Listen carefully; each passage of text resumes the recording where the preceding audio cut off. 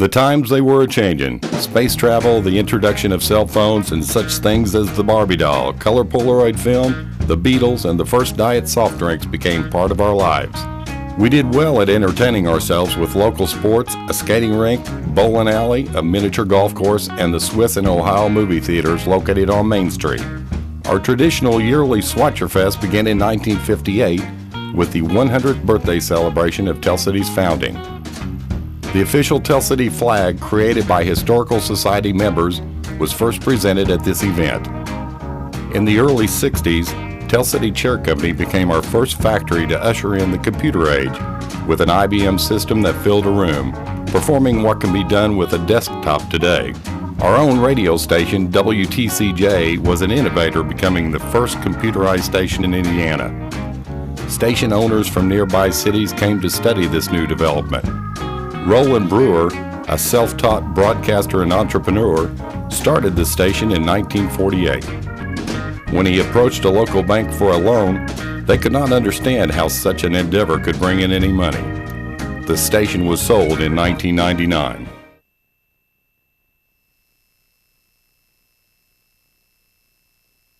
In the 50s and 60s, we in Tell City joined the nation in a love affair with our cars. With the construction of the National Highway System, cars became our favorite mode of transportation, and we did not even have to leave town to enjoy them. One of these fine models was available for less than $3,000 in 1960. A tank of gas was $5. We took to the streets each and every Friday and Saturday evening, dragging Mang, hitting the restaurants, and honking at our passing friends. There were drive-in restaurants with real car hops. We also patronized Wook's, Blue Castle, and Frost Stop. Patio Pizza was our only local pizza restaurant and had the added benefit of allowing us to play our first video game, Pong. You can see the excitement. It was not until 1973 that Dairy Queen became our first franchise restaurant. Burger Queen and McDonald's soon followed. There were plenty of gas stations to serve our needs, and a carload of people could chip in 25 cents for an evening of dragging Maine. This pastime probably went on for 2 or 3 decades before gas prices and changing times caused us to stop. There was also the Starlight Drive-In movie, and we did not even have to leave our cars. Auto clubs sprang up in high school. Guys joined up and purchased leather jackets and license plates with their club insignia. This era brought our first motel, the Lincoln Trail Inn, which opened in 1959. In 1967, Tell City National Bank opened the first drive-in. We did not have to leave town to find a new car either. There was Werner Motor Company, the state's oldest Ford dealer, Dobie Motors, who sold Chevy and Buick, Tell City Garage and Machine Works, or Hess Sales provided a DeSoto or Plymouth. A new Nash Rambler was supplied by Vincent's Rambler. And Sandage Motors, who later sold out and was relocated to A&G Motors, dealt in Oldsmobiles and Pontiacs. By 2008, A&G was the only new car dealer in town. There was Blackie Tire, several used car dealers, and parts stores. E&OV Bus Line took us to Evansville, and Fuquay bus lines traveled to Indianapolis. Travelers could catch the bus at the Freezer Fresh. This service was still available in the early 60s. Air travel was a rarity, and the first commercial intercontinental flight from New York to LA did not take place until 1959. Our county airport opened in 1965 when local businessmen approached the county for approval for the 3,200-foot runway, taxiway, parking, hangar, and administration building. The project was funded with 95% coming from the FAA and the rest from state and local sources. Dr. John Mark James, Ed Cox, Lee Hagedorn, and Glenn Stockram were the first board members. The $231,000 project was done by local contractor Shorty Chapman. In 2005, a 1,200-foot extension to the runway was added in order to accommodate larger corporate jets and prop planes. Space travel began, and we watched breathlessly in front of our TVs as Apollo 11 made our first moon landing in 1969. Today, Tell City has moon trees growing next to the ranger station on 15th Street. The trees are sweet gums grown from seeds that have been to the moon in 1971. 5 seedlings were given to the state of Indiana in 1976, and 2 of these are at the Ranger Station. As part of a plan by the Forestry Service to study the effects of weightlessness on seeds, several hundred seeds were handed to astronaut Stuart Roosa, who was a former smoke jumper with the Forest Service, and he happily took them aboard Apollo 14.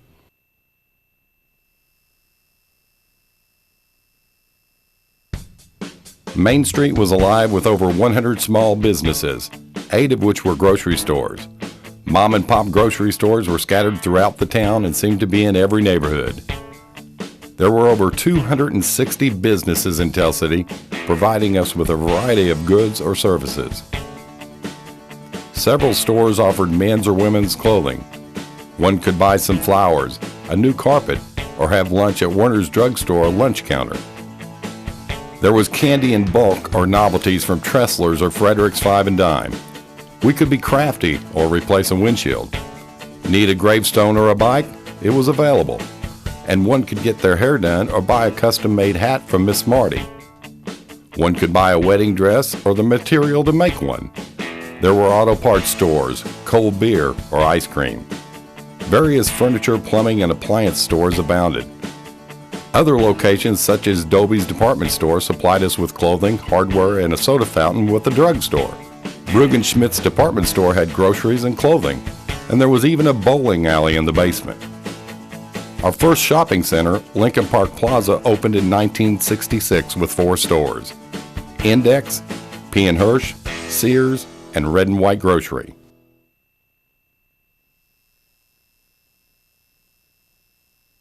The Ohio River continued to be a source of inspiration, recreation, transportation, frustration, and progress.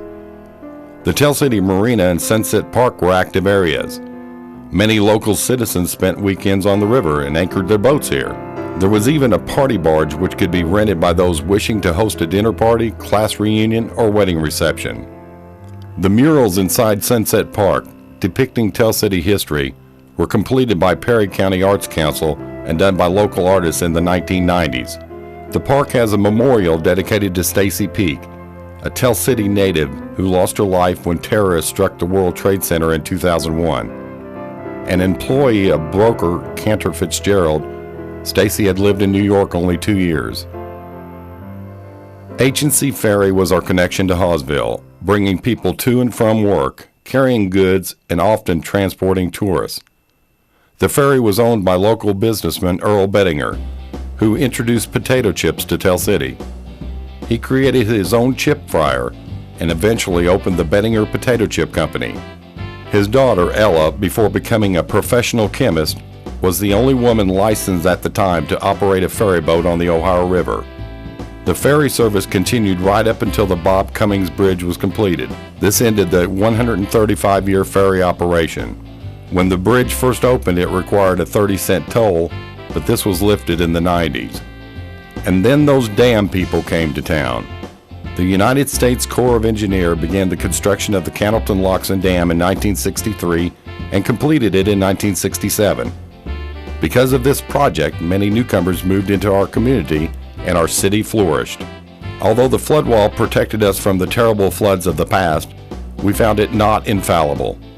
In 1997, officials and volunteers rushed to create a levee as waters rushed in through a breach in the wall.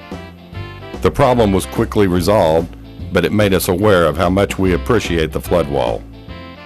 In 2007, the Historical Society, in coordination with the city, began a long-term project to enhance the flood wall.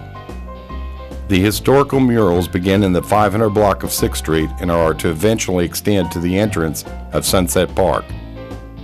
Tell City native Emily Reynolds Young designed the panels, and several volunteers helped do the painting.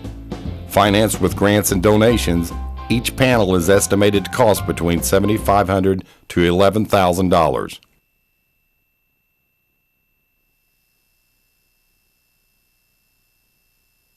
One can hardly think of the river without speaking of Mulzer Crushed Stone. First opening their business in Tell City in the 50s, they now have an office on 6th Street. Mulzer's operates one of the largest private fleets on inland waterways, made up of 3 large line boats, 11 switch boats, and over 120 flat deck barges. Doing business in 3 states, they have 17 locations across southern Indiana. Tell City Chair Company began making chairs in 1865. Later offering a full line of furniture, they became known worldwide. In 1962, First Lady Jackie Kennedy ordered 425 of these classic ballroom chairs to be made for the White House. In 1963, the company bought the Knott Manufacturing Building where they located production of their popular accessory line. In the 50s and 60s, the company employed up to 1,000 people, but in 1997, they filed for bankruptcy. They continued operations for a few more years before the buildings were eventually demolished, and our only reminder is the entrance on 7th Street. In the 1960s, Swiss Plywood purchased the old Tell City Furniture Building on 9th Street. Eventually, all production moved to this location. The U.S. Brick Plant, located on North Highway 66, produced as many as 40,000 bricks a day. Many local homes are constructed of Tell City brick. Supposedly, these bricks were used in the construction of Wrigley Field. Following a devastating fire in 1961, the factory closed.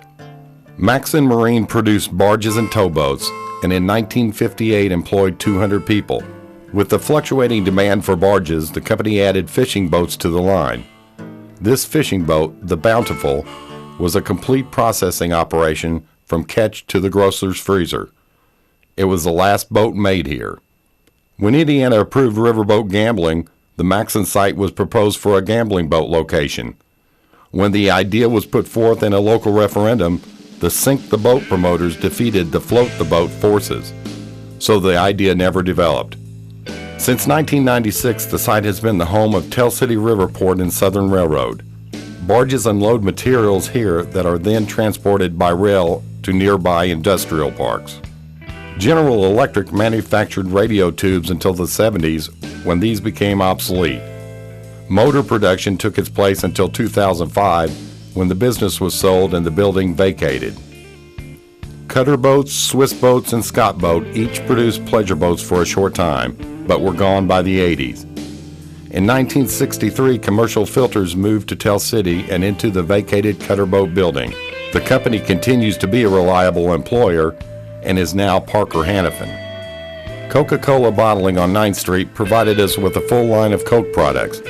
In addition, many former students remember owner Hugh Owens' generosity in sponsoring events and giving various prizes when a student brought in a good report card. After Mr. Owens' death, the facility was used as a Coke distribution center by a Kentucky Coke bottler. The Tell City Industrial Park was established in Troy in the 70s. Consolidated Recycling is located here. Industrial Park South on Highway 37 was established by the Perry County Redevelopment Commission in 1995. Perfect Fit Pillow Company was the first tenant, but was replaced in 2000 when ATTC Manufacturing moved in. Providing auto parts to all Toyota manufacturers in the U.S. with sales over $130 million. They employ over 400 people. The plant has been enlarged 4 times. ATTC has been a valued contributor to many historical society events. Perry County Riverview Industrial Park is the home of ThyssenKrupp Waupaca. Since arriving here in 1996, the foundry has supplied the auto industry. Webb Wheel Products arrived in 2004, and they finished the components cast by Waupaca.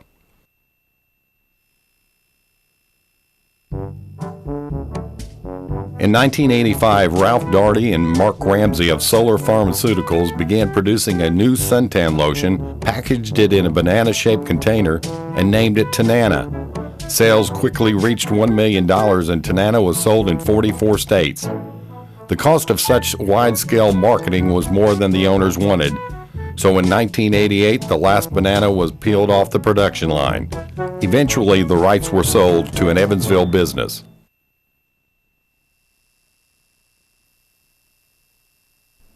This was a period of continued growth for local churches.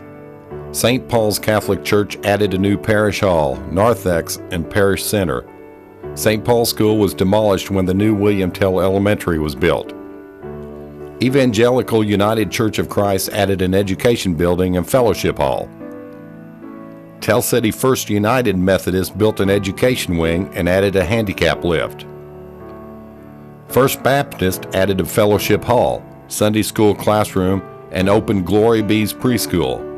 Pastor Lee Brown began in 1978, retired in 1997, and returned as pastor in 2007. The Tell City Church of Christ added an annex to provide for Sunday school classes. The Church of the Nazarene built a new sanctuary and is now located in Berglund Hills. In 2002, the Church of Jesus Christ of Latter-day Saints moved into a new building near the county courthouse. Bethel Baptist Church moved from Lewisport, Kentucky in 1998. The church, now at 911 Fulton, occupies the former Tell City Pretzel building.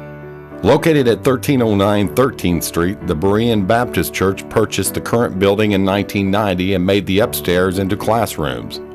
Tell Street Baptist Church began in 1964 as a mission from New Hope Baptist Church in Newtonville. In 1968, the church at Tell and 33rd Streets was built. One of the newest churches in Tell City, the Community Christian Church, established in 2001, is located in the former Newman May Elementary School on 10th Street. Abundant Life Church began in 2006 as a Bible study in members' homes. Services were later held at 4-H Fairgrounds, and current plans are to move to 508 Main Street. The Seventh-day Adventist, Trinity Pentecostal, Emmanuel Lutheran, and Chestnut Grove churches also continue to serve our community.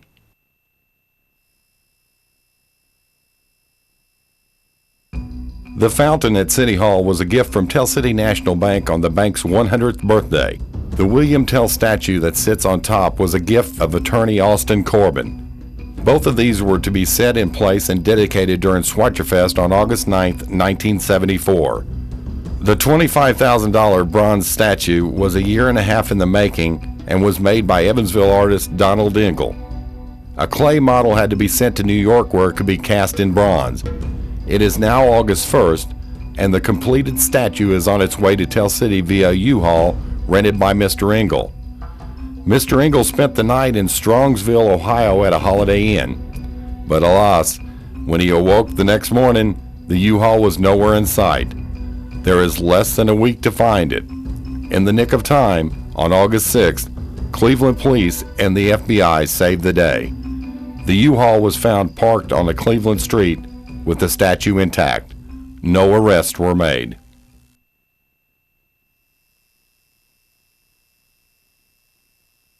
Over the years, Perry County Memorial Hospital has made major expansions in order to provide for outpatient services, home health care, and companion care. A new emergency department, admitting area, and waiting rooms were added.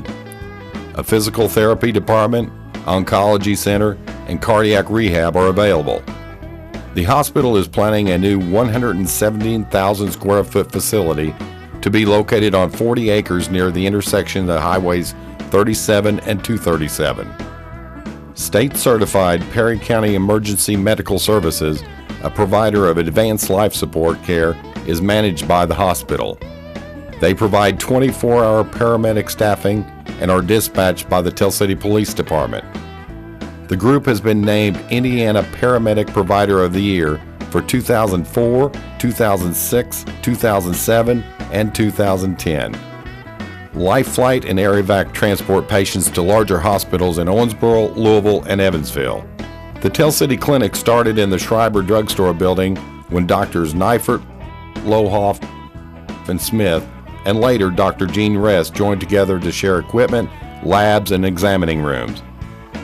After 20 years, they formed a corporation, built a new professional building, and opened the doors in 1969. Dr. Robert Ward, Dr. James Hahn, and later Dr. Stephen Seiler joined the staff. The building was designed to accommodate 10 physicians, and Schreiber Drugstore moved into this location. The clinic is now owned by the hospital and is known as the Professional Building, where specialists from Owensboro and Evansville provide services. The hospital opened clinics in Tell City, Cannleton, Troy, and Leopold. Nurse practitioners have also become an important part of fulfilling our medical needs. The Riverfront Medical Center was opened in 2006 by Owensboro Medical Center. Doctors William Markram, Thomas Bailey, and Eric Kleeman practice here. Dr. Gene Ress and Dr. James Rogan have private offices in Tell City. In 1964, Lincoln Hills Nursing Home on 19th Street became our first such facility and is known today as Golden Living Center. Oakwood Health Campus is on 23rd Street. Both facilities offer rehab services as well as patient care. A kidney dialysis center is located on North Main. Home health services are provided by the Hospital and Visiting Nurses Association. Mental health needs are provided by Southern Hills Counseling. We are also fortunate to have local dentists, optometrists, and chiropractors in our town.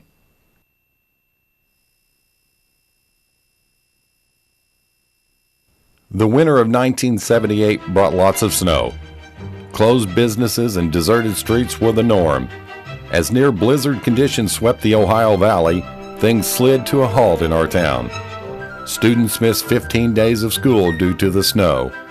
A sense of humor still remained.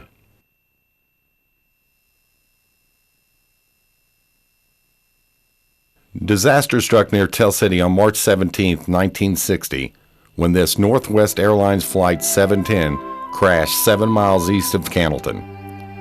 All 63 people aboard perished when the aircraft broke apart and plummeted to earth. Today, a memorial marks the spot of the disaster. Greenwood Cemetery, the burial place of all the remains, has a memorial listing each person involved. In 1967, the Snappy Grill and Peaks store were heavily damaged. All but one of the apartment dwellers living upstairs managed to escape onto a neighboring roof. Thanks to the fire department located just across the alley, the first floor was saved, but the second story had to be removed. This building has once served as a hotel and later the popular Sugar Bowl restaurant. A 1973 fire totally destroyed the American Legion on North 66. A new structure was built while the Moose Lodge generously hosted the Legion activities. One of our oldest establishments, Frederick's 5 and 10, was completely gutted in a 1976 fire. 23 Tell City firemen, with help from Cannelton and Troy firefighters, fought for over an hour to contain the blaze. It was another 2 hours before the fire was over. Fortunately, adjacent buildings were not damaged. Brownie's, a building originally known as Arbiter Hall, was built in 1872. A 1979 fire took place during Schweitzer as shoppers stopped to watch the firefighters. A second, more deadly fire occurred in 1982. This time, 2 people living in an upstairs apartment lost their lives. The old canning company being used as a warehouse at 6th and Tell was destroyed in 1988. Tell City, Cannelton, and Troy firefighters fought the blaze, which could be seen from 20 miles away. 2 nearby homes were damaged, and some firemen suffered injuries. Noble's IGA, which also housed E&E guns, was destroyed in the 80s. Firefighters fought the ferocious blaze, but the building was completely leveled. Rebuilding began almost immediately, and the business reopened in a few months. The rear of the former Schreiber drugstore was damaged in a 1989 fire. The ground floor housed several small businesses. Fortunately, Charles Schreiber, who was living in an upstairs apartment, escaped injury. However, he was an avid historian, and much of his collection was damaged. He had donated many other documents to the Historical Society, which was housed in the old train depot. Ironically, just 1 week later, a huge fire broke out in that very same Historical Society location. Many things were destroyed and the building was totally ruined. Little Active, a hand-operated pumper used by firemen in the early days of Tell City history, was located in the north end of the building. The pumper kept a section of roof from falling in on several historical items. A trumpet dating from 1859 was saved. This was used to shout instructions to firefighters when battling a blaze. The trumpet and Little Active are on display at the museum today. After the fire, several volunteers sifted through rubble, trying to save what they could.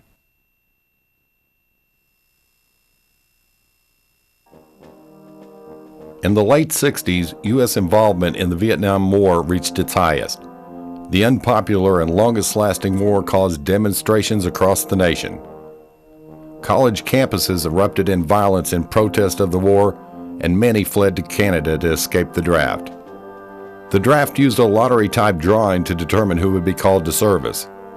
Here in Perry County, 438 of our men and women served, and 2 Tell City men, James Herbert Noble, age 18, and Dennis Harlan Riley, age 19, lost their lives.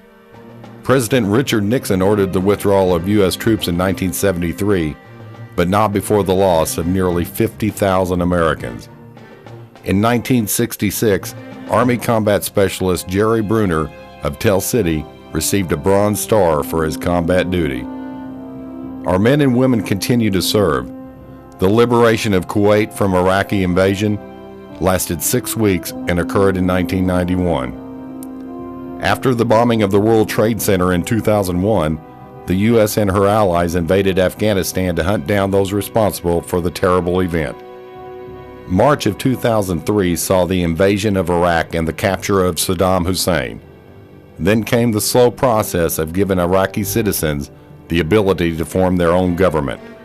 Our military served under unusual and dangerous conditions. It was not until 2008 that President Bush signed an agreement to begin gradual withdrawal.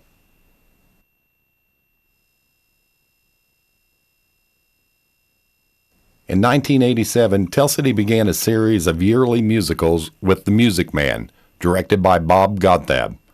For 20 years, we were blessed with talent and dedication of local citizens who proved they could perform as well as anyone.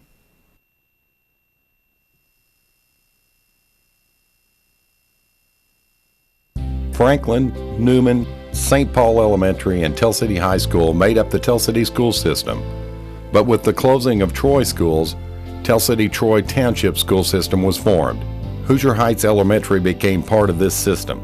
Private and church-operated preschools became available. The school system joined the Perry, Spencer, and DuBois Education Co-op to provide programs for special needs children. School enrollment for the 1960 to 1990 period was averaging 2,800 students. This was due in large part because of the dam people moving into our community. Our high school needed space for vocational education such as auto mechanics, building trades, business education, and others. Cannleton and Perry Central could bus their students to Tell City for these programs. More space was needed for fine arts, industrial arts, and girls' PE. This 2.5 blocks of land east of the high school was purchased in order to expand that facility. The most cost-effective solution to the problem of space was to enlarge Hoosier Heights Elementary School and turn it into junior high for grades 6, 7, and 8. Younger elementary students were moved into Newman and St. Paul schools. Franklin School had closed in 1978. Legion Field was also included in this $12.3 million endeavor and was dedicated in 1980. In 1981, Ivy Tech College began to offer various trade certificates and associate degrees that would transfer to other Indiana colleges. Indiana State University and Oakland City University offered courses at the Shergan Center. The Shergan Center also housed the Perry County Learning Academy, which began in 2004. Night classes were offered to enable students to make up credits needed for graduation. In this way, they could receive a diploma rather than a GED. By the 90s, the computer age was making its way into school curriculums, and the 2 elementary schools were outdated, so it was decided to build a new elementary school. Construction began in 1998. The 141,000 square foot, 2-wing structure would cost $13.3 million.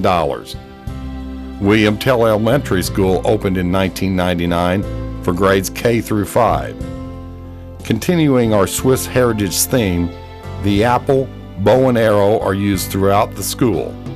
A patriotic theme of red, white, and blue are used in the decor. By the 1960s, the library was outgrowing the 1917 Carnegie Building, so a 1965 addition nearly doubled the size. In 1967, bookmobile service to schools and rural communities was sponsored by the Indiana State Library. That same year, our librarian, Gladys Rose, was named Indiana Librarian of the Year.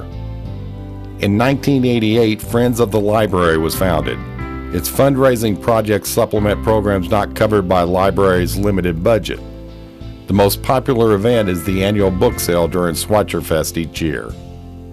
By the 90s, the demand for services such as computers, videos, genealogy, and children's programs required more space. The 1997 merger of the county's two library boards created the Tell City Perry County Board. Bookmobile service was expanded. A donation of land and several grants enabled the groundbreaking for a new building at 2328 Tell Street. Dedication was in 2002. Library Director Judy Howe retired after 25 years of service in 2004. The former library now serves as the Tell City Historical Society Museum.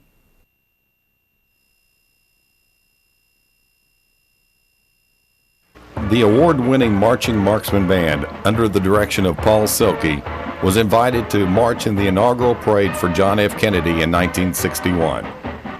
This required some extensive marching practice to get ready for the 6-mile parade route. It also involved some extensive fundraising to pay for the train trip to Washington. Band members used only one kind of uniform, no matter if it was 100 degrees outside or if it was snowing. Here are some excerpts from Phil Whitmer's account of that day. The temperature was in single digits when band members lined up for the parade. We stood there unable to move for over an hour, some say 2 hours. When the drum roll finally sounded for us to start to play, all we heard were the liras. I thought I had lost my mouthpiece. Actually, I had banged myself in the mouth with it, as I had no feeling in my lips. My trumpet valves were completely frozen. All the brass and reeds were frozen, and probably the flutes as well. None of the players could feel their lips, and anyway, no one wanted to place their metal mouthpiece to their lips. Pity the poor majorettes and flag twirlers, or the tuba players, who had to lug that cold instrument around their necks. One drummer looked down to see that his hands no longer held drumsticks, but his fingers were still moving to the beat. Members tell of having their toes freeze, crack, and bleed, and actually appreciating the feel of warm blood in their socks. Phil says he is sure everyone was glad for this opportunity, but also sure they all remember the cold.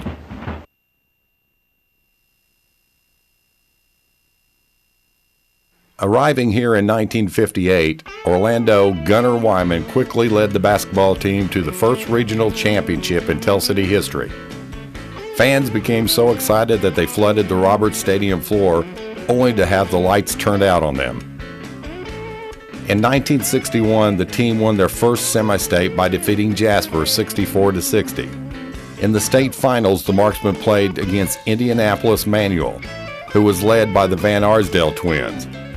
Keeping close for 3 quarters, the Marksmen eventually lost 70-55. For his efforts, Wyman was named Indiana Coach of the Year.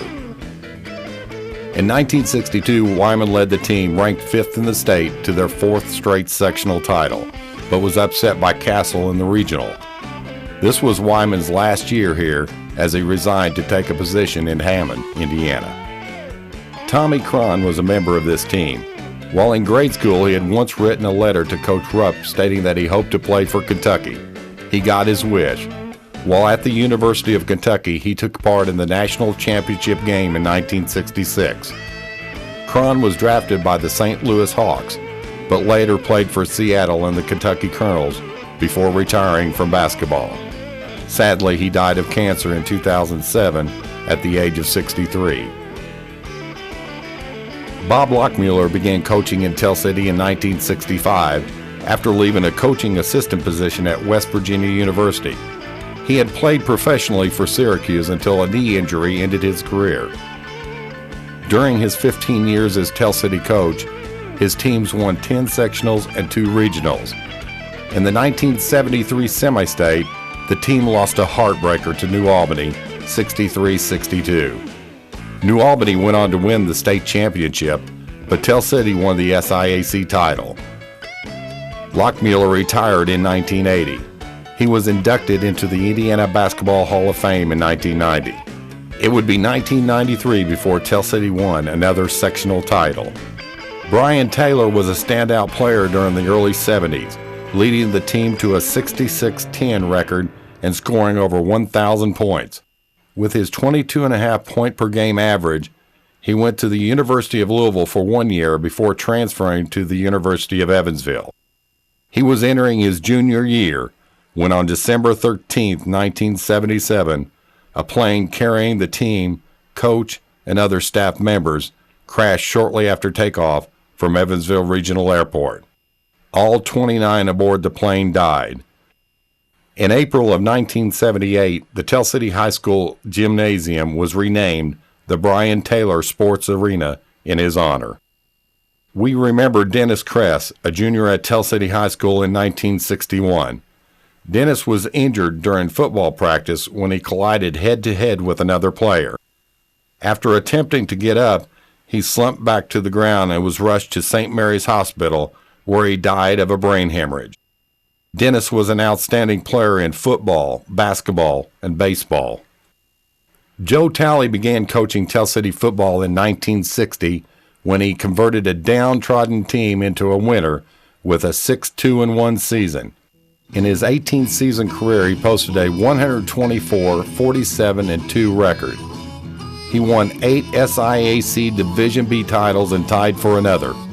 He became athletic director after retiring from coaching and served in that position from 1977 to 1989. Coach Robert Bud George replaced Coach Talley. For the next 8 years, he posted a 62-25 record. In 1986, Mr. George died of cancer at the age of 50. It was then that Mike Spencer, longtime assistant coach, began his 7 years as head coach. In his first season, he led the team to a semi-state victory. With a winning 68-19 record, his best season was a 12-1 record with his team in 1992. All three of these men were elected to the Indiana High School Hall of Fame. In 1966, Richard Howell set a long jump record of 23.5 feet that was still unbroken 30 years later. The 1973 track team won the SIAC title and continued a 3-year, 25-meet winning streak. The 1974 wrestling team won the sectional, and it would be 22 years until the next sectional win. The 1979 boys tennis team was the first ever to reach the semi-state. 1981 was the year that swimming, coached by Mike Page, became part of the schedule.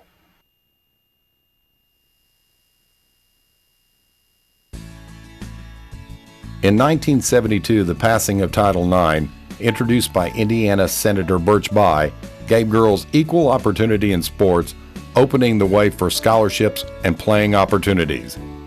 They quickly started to rack up accomplishments. Debbie Ludwig was one of the first of several to win a scholarship and went on to play college ball.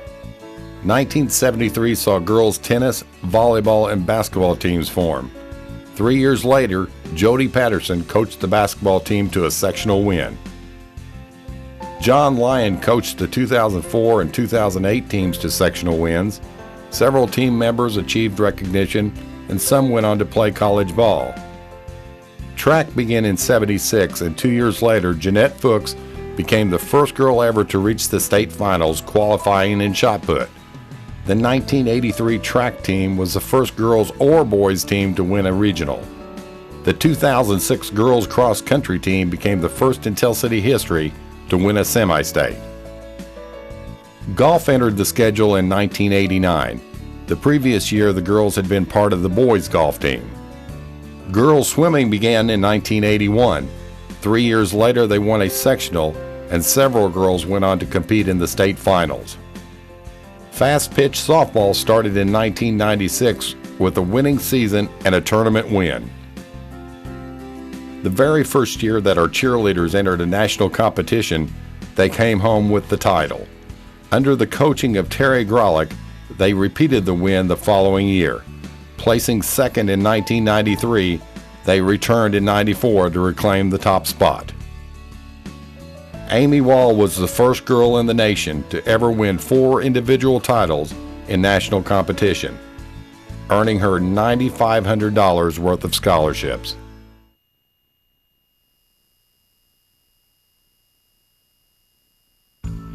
As we begin this 50-year period, Nicholas Beimel was mayor. However, Mr. Beimel died in his last year of office, and Leo Simpson finished out the term. William Howe then served for 1 term. Walter Hagedorn began 24 years of service in 1964. William Goffnett began his 4-term tenure in 1988. In 2004, our first woman mayor, Gail Strazel, was sworn in. Barbara Ewing took office in 2008. Mayor Ewing helped us celebrate our Sesquicentennial at Schweitzer that year. A time capsule was dedicated and buried in City Park and is to be opened in 50 years. Other events include a parade, boat rides, fireworks, train rides, and a guided trolley tour of historical sites. All these were in addition to our yearly Schweitzer activities. Indeed, this third 50 years of Tell City history has seen many changes.